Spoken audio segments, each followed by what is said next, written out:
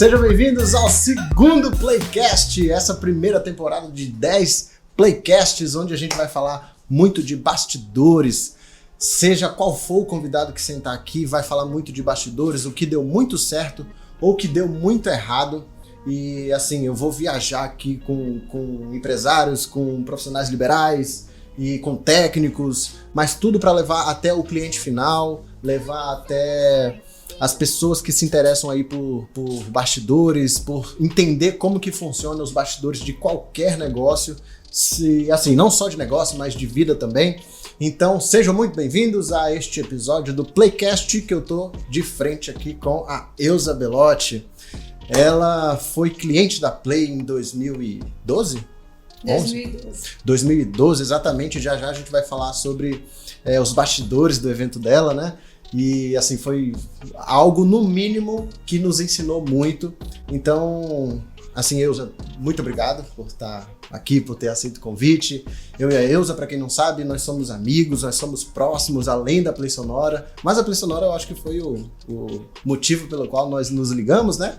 E eu vou pedir para você se apresentar, falar brevemente da sua história e como que a gente se conheceu, e depois a gente parte mais para os assuntos dos bastidores, né? Eu quero saber também como que funciona, aliás, eu quero mostrar para as pessoas, através do áudio e imagem, como que funciona o seu dia a dia, o seu trabalho, os seus bastidores, de repente alguma situação que deu muito certo ou muito errado, o que você teve que contornar ali.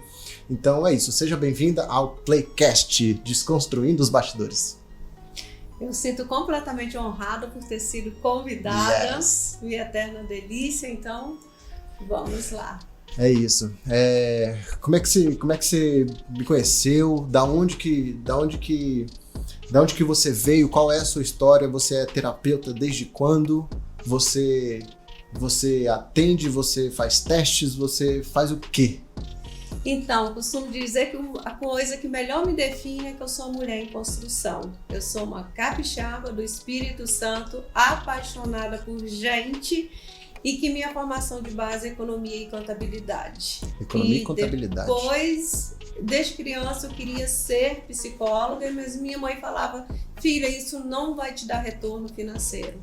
E aí eu segui todos os passos que minha mãe queria, consegui o sucesso que ela queria, entreguei para ela. Agora eu vou fazer aquilo que eu amo, que é o que me faz, que é a minha missão de vida. Para mim, o maior sucesso na minha vida é eu poder sentar diante do paciente e fazer aquilo que eu amo, independente do dia, da hora. E foi nesse contexto de reviravolta na minha vida que eu estava precisando de um som, mas eu queria algo familiar que pudesse fazer um som bacana no meu casamento. Legal. E aí um amigo... Desculpa só, antes da gente entrar nessa nossa história, é muito clichê esse tipo de pergunta, mas é bom fazer porque eu quero entender a sua visão também. Como é que você enxerga essa questão do padrão, que a gente é encaixado desde sempre, né? E como que você enxerga essa tomada de decisão quando você tomou essa decisão e quando você vê alguma pessoa saindo do padrão, ou saindo daquilo que esperam de você? Eu queria te ouvir um pouco em relação a isso. Como que você enxerga isso hoje? Já com a sua experiência, já com tendo tomado as decisões que você tomou, assim como você, eu também entreguei o diploma para minha mãe e fui seguir o que eu de fato queria. Então eu queria saber um pouquinho, brevemente, antes da gente entrar na nossa história de bastidores, que eu tô ansiosíssimo para contar para todo mundo, porque eu falei, cara, eu tenho que chamar a Elza por causa daquela história. Mas, enfim, qual é a sua visão sobre isso? Então, sobre sair do padrão, né? Eu costumo dizer que os filhos nascem, o pai pensa que vai ser médico, vai ser advogado, vai ser engenheiro, mas nenhum pai fala: meu filho vai fazer o que ele quiser, ele vai ser feliz. E para mim, quando tem pessoas ainda que me olham e falam assim: como que você pede exoneração da Petrobras? E eu digo para a pessoa: uau, como que eu vou viver infeliz a minha vida inteira para poder ter um fixo, para poder ter aquilo que os outros esperam que eu seja? E talvez esse seja uma das minhas maiores metas de vida. Eu não fazer aquilo que o outro espera que eu faça. Eu fazer aquilo que é verdadeiro para mim, aquilo que eu possa estar dando para o outro e falar: ó, isso é real, isso é a Elza, isso é o que eu sinto, isso é o que eu vivo E isso é o que eu respiro, porque aí eu vou estar vivendo. E para mim é muito mais real eu poder viver um minuto daquilo que eu verdadeiramente sou, do que uma vida toda, né, representando um papel. Eu não dou conta, eu sou toda fora dos padrões que a sociedade espera, mas eu respeito as crenças, eu respeito as regras, mas eu vivo a minha vida no meu mundo. É como se tem um momento ali que eu saio disso tudo que a sociedade espera. Não, deixa eu respirar, deixa eu ser eu, porque que eu sou feliz aqui, eu posso. E legal que você falando isso, isso é muito legal, você falando isso de uma maneira mais elaborada e até mais técnica, eu diria. É muito legal, porque quem tá ouvindo, eu tenho certeza que vai ter uma pessoa ou outra, se não a maioria, já que a gente vai falar com empreendedores, com clientes finais e tal, enfim. Todo mundo em algum momento da vida passa por esse dilema, né? Poxa, estão me falando aqui que direito serve para qualquer coisa. Então, se eu não sei exatamente o que eu vou fazer direito, porque se tudo der errado, pelo menos eu tenho ali o meu diploma e tudo.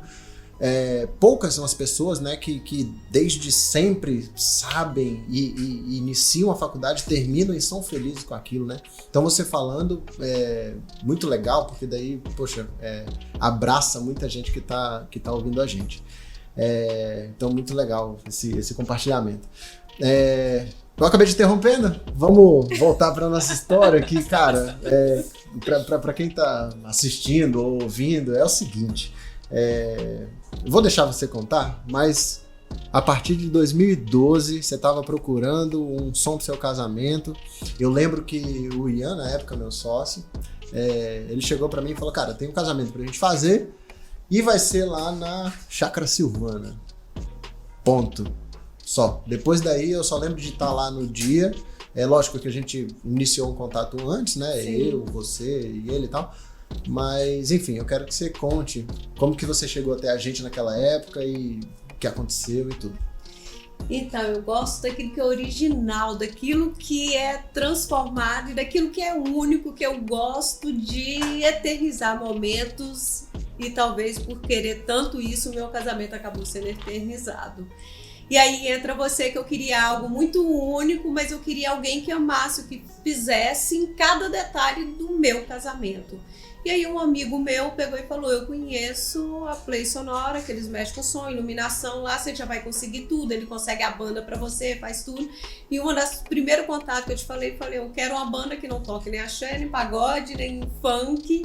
E aí você me deu toda a solução. Então eu sou muito de planejar, de organizar, para se acontecer algum imprevisto, eu ter tempo de resolver. E foi por isso que nosso encontro foi no dia 5 de março de 2012, que eu tenho anotado. E eu te ligava, você estava na faculdade, depois você me retornou e eu peguei e falei, cara, eu vou fazer um casamento completamente diferente de tudo, que é budista, com vários rituais, eu preciso de alguém mega ágil. E aí eu falei, vocês são novinhos, vocês vão dar conta da habilidade que eu preciso. Se der alguma coisa, a gente mexe, muda, né? São magrinhos, sarados, vai mover rápido. E eu queria algo dinâmico. E eu queria alguém que conseguisse entrar no meu sonho para sonhar junto comigo. E a Play Sonora fez isso de uma maneira assim que comprou a minha ideia. Tanto que eu não queria banda, porque eu queria Nirvana junto com o Circo de Soleil, que vocês fizeram a entrada fenomenal. É verdade, eu lembro que eu descobri que as músicas que tocavam nas colações se chamava Enya. Assim, que Enya era a artista, né? Sim. Mas eu não sabia que aquelas músicas que tocavam em formatura, né? Porque é um tema muito singular, né? Eu fui conhecer isso no seu casamento. Eu falei, nossa, a alegria do Circo de Soleil, né? Não foi? Até hoje eu tenho a pasta aqui. Eu quero aquela música que eu perdi, aquela remixagem que vocês fizeram. Tem.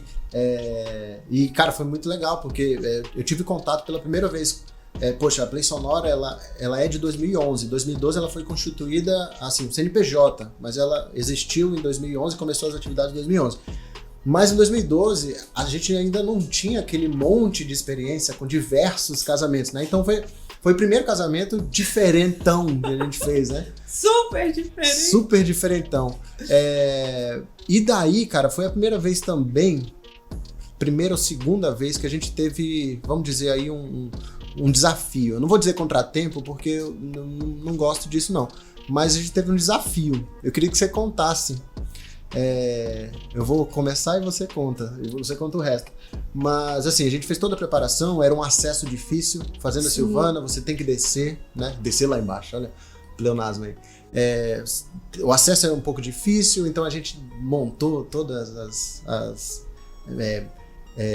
mesa, cadeira, o decorador fez o papel dele. Eu lembro que tinha os painéis de pano, e daí a gente montou a nossa parte lá da banda com muito capricho. E na época, como a gente estava numa curva de aprendizagem, a gente demorou um tempo maior para montar tudo e tal. E o que aconteceu? Eu cheguei na fazenda por volta de 12 horas do dia e eu vi o meu sonho de 2 anos projetado como se eu folheasse um livro de contos de fada. Tava tudo perfeito, tava tudo maravilhoso. E eu retornei para poder ir pro salão. Né? Tava um sol lindo, aquelas nuvens brancas naquele céu azul perfeito. E eu lembro ainda daquela estrutura que você colocou no deck ali, tudo perfeito. E aí quando eu chego na cidade, depois de folhear meu contos de livro fada, dos sonhos, você me fala que teve um pequeno imprevisto para eu poder voltar na fazenda. E eu falei com você que estava tudo tão perfeito que qualquer imprevisto seria um mero detalhe diante de tanta perfeição. E você insistiu para que eu voltasse, mas eu te falei que eu não podia voltar, que eu estava chegando no salão. E aí eu voltei, porque você insistiu. E à medida que eu fui andando pelas ruas, eu vi que as ruas estavam alagadas. E isso ainda me emociona porque foi muito forte. Você vai imaginando, né? Sim. Você pensa, poxa vida, se aqui tá assim, né? Você imagina o... E até que eu cheguei perto da Guaporé e tinha uma árvore na rua.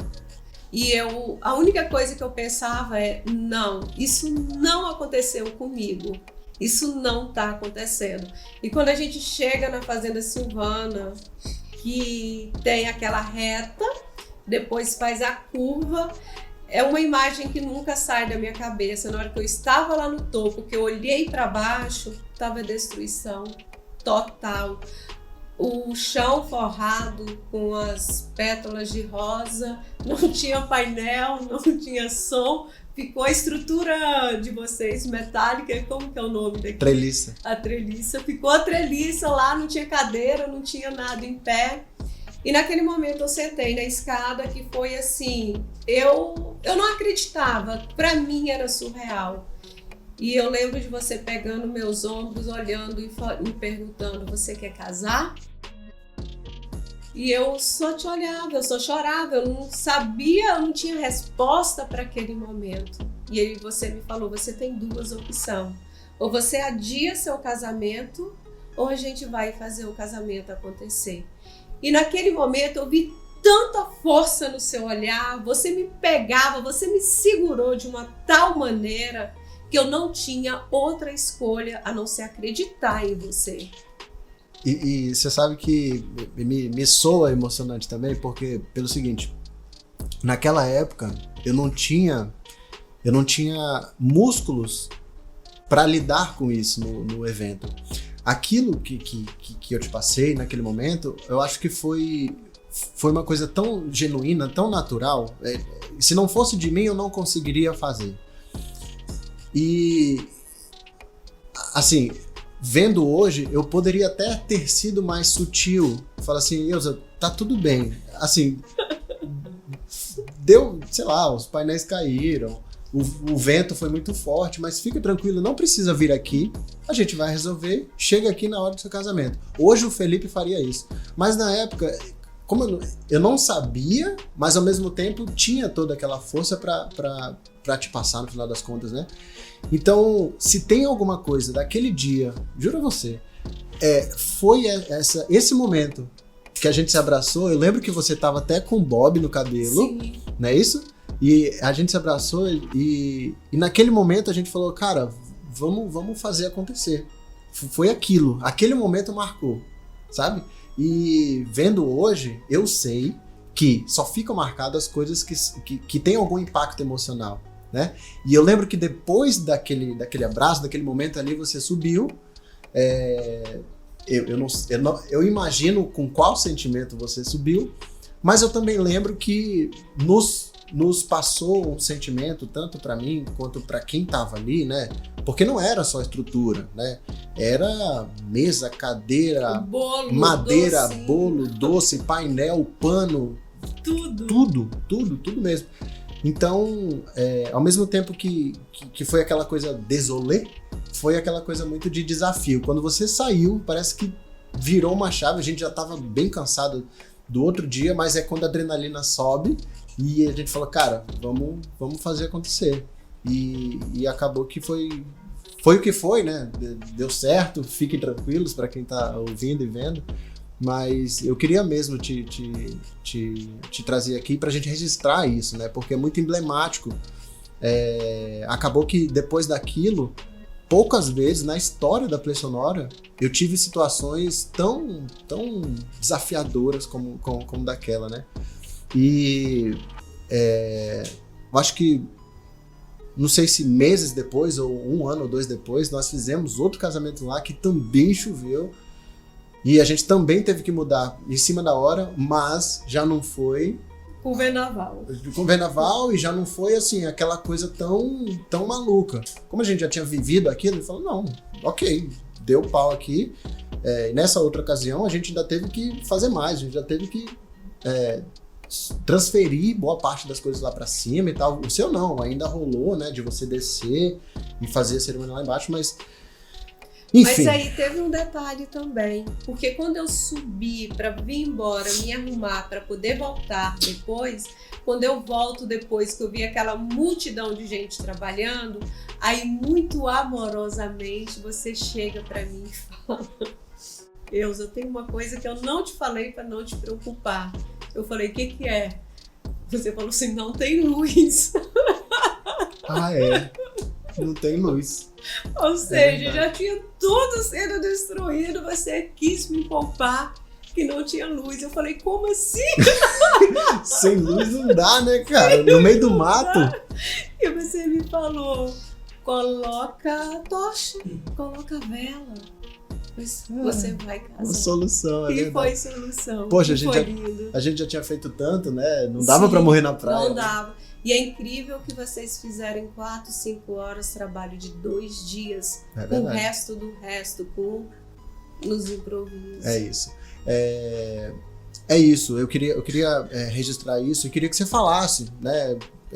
No final das contas deu tudo certo, foi inesquecível de uma maneira ou de outra, né? E eu fico muito feliz de ter participado. Foi lindo demais, porque as pessoas acham assim, eu sou meia diferente e que aquela quantidade de tocha, aquela quantidade de vela, aquela coisa sem luz, aquilo tudo estranho, fazia parte do ritual. Foi tanta identidade, né, que no final das contas pareceu sua cara, né? E foi lindo demais. E todo mundo que estava lá fala, Eusa, foi a cerimônia de casamento mais linda que eu já vi. Legal, e legal. Foi. Isso é o mais importante, né? Legal. Passando por esse episódio, né, por esse episódio fornecedor de serviço e cliente, vamos falar, sei lá, um pouco mais da Eusa terapeuta ou do Felipe empresário. Eu queria que você, não sei, compartilhasse alguma história, de repente, de bastidor mesmo, que deu muito certo ou que deu muito errado. De repente um cliente que teve um paciente que teve uma excelente transformação, uma coisa que você gostou realmente de participar e falar, poxa, eu faço o que eu faço porque eu gosto, porque eu amo e faz muito sentido para mim. Eu acho que, assim, por vezes eu já escutei, poxa, você vai ser rico fazendo o que você gosta, né? Então, quando eu escuto isso, me dá muita tranquilidade, né? Porque quando eu olho pro meu diploma de direito, eu falo, cara, tudo bem, pode até ser que eu fosse um mediano advogado, mas o que eu acredito mesmo não é isso, é a Play, né? Então, sei lá, conta pra mim alguma história de bastidor que fez muito sentido pra você. E só pegando o gancho aí, quando alguém fala isso, essa questão você vai ser rico fazendo o que você gosta, eu sempre penso assim, tem riqueza maior do que você terminar um dia com a alma lavada, que você deu o seu melhor e que você deixou alguém feliz? Nossa, isso não tem preço.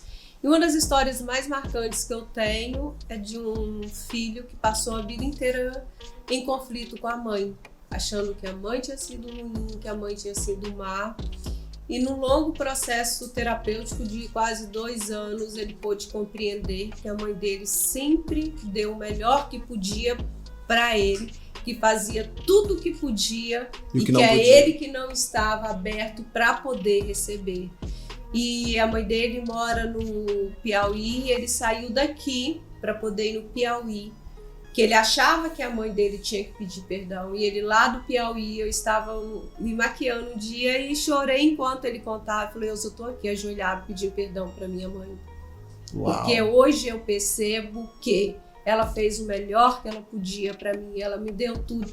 Então é uma coisa que eu vejo que assim... é fantástico, é incrível. Uma transformação que você tem muito orgulho de ter feito parte. Da pessoa poder perceber se os pais são grandes ou sou pequeno e fizeram o melhor que podia, então... Legal. Legal, você falou pra mim do resultado muito legal. Mas, assim, como que você lida com aqueles pacientes mais, vamos dizer, problemáticos, aqueles que te ligam fora do horário de sessão, fora do que você tá habituada. Coisa de bastidor mesmo. O que você já tem que fazer? Você já teve cliente que foi lá na sua casa, sei lá, 11 da noite, desesperado pra, sei lá, querendo algum tipo de orientação. Me conta um negócio assim bem estranho mesmo. Então, a coisa assim, mais estranha foi do cliente que mandava mensagem, pedia 1 minuto para ele que eu não podia atender, era um domingo e realmente eu não podia atender. E ele falou que precisava muito, mas eu sabia que era uma coisa que podia esperar e eu realmente não podia. E aí ele começou a fazer videochamada. E eu falei, eu não tenho como, eu vou ter que aceitar a ligação para ele poder ver que eu não estou em casa, que eu não posso atender. E aí eu atendi a videochamada dele e eu acho que ele ficou constrangido de poder ver. Eu estava ajudando uma pessoa que estava fazendo uma mudança numa situação muito precária, que estava assim numa miséria total. E aí eu toda descabelada, toda suja, estendi a videochamada. Como é que você ia dar atenção, né? E a única coisa que falou, me perdoe. Aí eu só falei com ele, às vezes tem outras pessoas com a dor maior do que a nossa. E isso acontece muito com aquele paciente que não consegue ter autorresponsabilidade, não consegue se olhar e falar, não, eu posso esperar, o que está acontecendo comigo? Por que eu estou tão desesperado? E às vezes é uma coisa pequena que pode esperar sim, Legal. que pode deixar para depois. Mas eu tento ao máximo responder todas as mensagens, dar todas as atenções. Mas tem esses extremos, né? Tem extremo. Legal. Hilza, nós temos aproximadamente, sei lá, 7 minutos, por aí, 6 minutos. Gostei de verdade. Primeiro que você veio, segundo que você contou da nossa experiência, né? E assim, vou separar esses últimos 7 minutos pra gente jogar a bola pra cima aqui sobre insights que a gente teve. Vamos falar dessas experiências que a gente teve, que a gente falou aqui, né? Fosse com seu paciente egoísta naquele momento, fosse com a nossa experiência da Play, que parecia que ia dar tudo errado, mas no final deu tudo certo. O que você pode dizer para quem acha que aos 45 do segundo tempo tá com tudo perdido, para quem teve um vendaval gigantesco e tem que fazer acontecer alguma coisa dali a poucos instantes? No seu caso era o casamento, mas tem muita gente que, poxa, sei lá, tá com um filho programado e na semana, sei lá, acontece alguma coisa que desestabiliza e tal. O que você tem a dizer para essas pessoas que tem esse tipo de experiência, que no final dá certo? que no final sempre dá certo. Que no final sempre dá certo. Eu sempre digo que é ter criatividade. É não achar assim na perfeição, tem que ser do meu jeito, não. Tem que ser como a gente consegue fazer. Se nós conseguimos em 4 ou 5 horas projetar coisa de 2 anos com o resto do resto ali no improviso, é poder acreditar assim, não tem que ser do meu jeito, tem que ser como eu consigo fazer. O melhor que puder, nas condições que você tem, enquanto você não tem condições ainda melhores para fazer. E colocar o melhor. Se você coloca o melhor em tudo que fizer, só vai dar coisas incríveis. Mas se for ficar ali buscando perfeição do jeito que eu quero, abra mão de querer e aceita o que tem. Então, se tem um limão, o que eu posso fazer com esse limão? Eu acho que o moral da coisa é dar aquela relaxada, né? Sim. Porque tem gente que não se conforma, né? É o tal do... É quando o perfeccionismo começa a fazer mal, né? E o controle, né? O autocontrole. Não controla, deixa fluir. Tem coisas que estão realmente no seu controle, né? Que você pode, de fato, controlar. Mas tem coisa que não... O que você vai fazer? O que você vai fazer com a previsão do tempo? O que você vai fazer com o vento, com a chuva? Não tem como. Não tem muito o que fazer. A minha ansiedade eu posso controlar, a minha mania de perfeição eu posso controlar, a chuva eu não posso, o vento eu não posso, o tempo do outro eu não posso, o que depende do outro eu não posso, então cabe a mim. Eu vou fazer o melhor que eu puder fazer no que for aparecendo. Enquanto for dando para fazer... Mas é sair da questão do controle. É não ter controle, deixar fluir. Legal, maravilha. Estamos no nosso tempo. Elza, muito obrigado. Muito obrigado. Você vai ser escutada por milhares de pessoas, que a gente vai fazer isso chegar a mais pessoas. Tenho certeza que muita gente vai se identificar com o que você falou, com o que eu falei. De repente algum insight, de repente a gente nem sabe, mas tem gente que está se martirizando por uma situação parecida. E essa é a intenção, é falar realmente com as pessoas que querem saber dos bastidores, com não só cliente final, mas pessoas, né? No fim, eu implementei na Play que a Play Sonora é feita para pessoas, tá no nosso hall de cultura lá e tal, porque se a gente tem isso forte na nossa cabeça, num momento difícil como aconteceu com você, a gente naturalmente vai lá e fala, cara, profissionalmente falando, eu tenho que te dar 2 opções. Ou você desiste a dia, ou vamos lá e a gente vai fazer acontecer. Mas seja de uma maneira ou de outra, a gente tem que saber que está lidando com pessoas. Então, muito obrigado por ter aceitado o meu convite e seja sempre bem-vinda na Play Sonora. Esse foi o Playcast 002. Valeu!